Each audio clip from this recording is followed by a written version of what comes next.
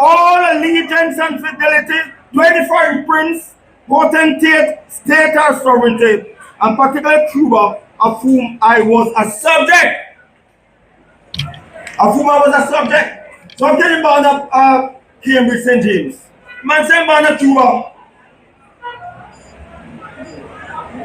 So when Mark claims he's one of us, he can't ban on it. Either he's a liar or he's called his grandfather Logan together. He said, come from that. He's not one of us. Andrew Wallace is one of us. Born from a slave. Mark Bowling descendant from a slave owner. And he inherited slave money. He inherited money from England that they paid to his great grandfather for slave. So I'm coming on to that. As I say, it's not one of us, but we're the slave owners who are our destroyers and oppressors. Those plantation owners who raped, starved, and mistreat our foreparents. They rape our father them, mistreat them, suffer them. That is where Mark Bowling came from, not from one of us. So you can put that out. Benjamin Eunice left his will in his property to 8 children, tenant in common. It means that he transcends through the family. So some of Mark Bowling wealth came from that old money. Because it came through the slavery compensation to Matilda Nunes, to Henry Tyson, Isabel Tyson, Logan Levy, Alice Levy, and Mark Bowling. So all the money get to his wealth, and that whole money that came from compensation. So you can't say one of it. Not one of us. It came from that which came from slaves that his grandfather owned. Today, the descendant of slaves should not be looking to Britain for reparation. Black people shouldn't call upon England for reparation.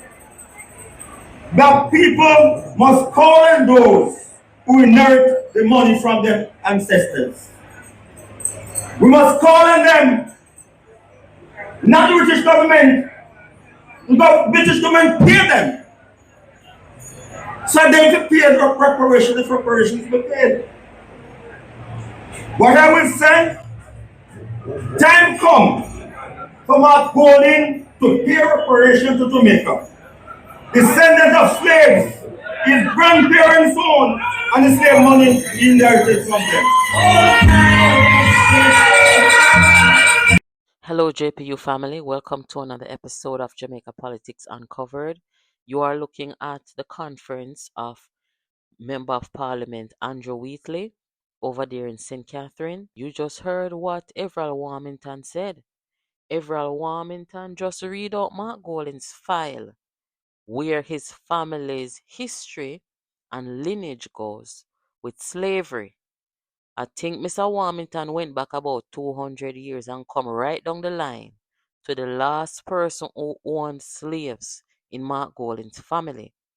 What Mr. Warmington is saying is not lie, because I don't know where he got his information from, but I know that Jamaica 411 went and did the investigation and came back with the documents. And I have shown you that slave record on this channel before. And the only reason why I showed it to you is because I know that the source and the information is true. So, will Mark Golding ever admit to something like this? I don't think he will. But the information is out there. The Jamaican people will make their ultimate decision. This is not good for the PNP. It really baffles me though as to how the PNP, well, The process in which Mark Golding was installed as leader of the party was not normal. It wasn't a normal process. It was a rigging of the internal electoral system. We all know about that. We all know that Bunting them and Dayton Campbell them and them false groups and everything like that put him there. Because under normal circumstances, you would want to vet people and say, all right, this man come say him born at Jamaica, but in parents, two parents them born at England. What else do we need to know? You know what I mean?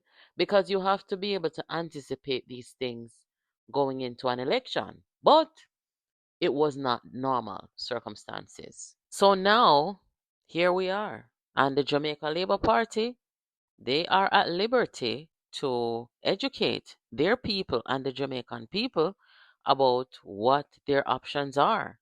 You know, you have the media and mainstream media who will come out and say, Mr. Warmington and this and that and about racism. No, not for do with racism. It's information. You got to arm your base and your supporters and the people with information and tell them what their choices are. Now, if Warmington was up there telling a lie on Golding and his family, then that would be a different story, you know. But what he's saying is not lie. So I think, I don't know, this is the second time I've heard Warmington speaking about this, but this is the first time I've seen him gone in depth like this. Now, if this is repeated around the country until election, how is this going to play out for the PNP? This is something to think about because this is not good. We've never had to deal with this before. And yes, you had Edward Siaga, who was, a non-black person, but he did not have any lineage and connection to, Jamaica's history and slavery and them something there. So this is different, people. This no look good. This no safe for the PNP, but it is what it is. And there's nothing Andrew Jones can do to stop Warmington from talking. He's not doing anything illegal, he's not doing anything defamatory, and I guarantee you that Mark Golding will not come with a lawsuit against Warmington for what he's saying because the information is documented. It is out there. What a situation in Jamaica. Between Mark Golding being an extension of Jamaica's colonial past and his FinSac activities, this is a very steep uphill battle for Mark Golding. But people that don't want PNP, I tell them, say, don't put him there. People were just being polite by not telling the reason. But no, we are seeing why people are so adamant, saying, don't put Mark Golding there. Guys, this is Jamaica Politics Uncovered. Keep it locked here. Make sure you're subscribed and make sure that you're staying tuned here for all your political breaking news, updates, and reviews. This is a puppy show government running around, cutting ribbons here, there, and everywhere, trying to give the impression that good things are happening, but the people are feeling the pain.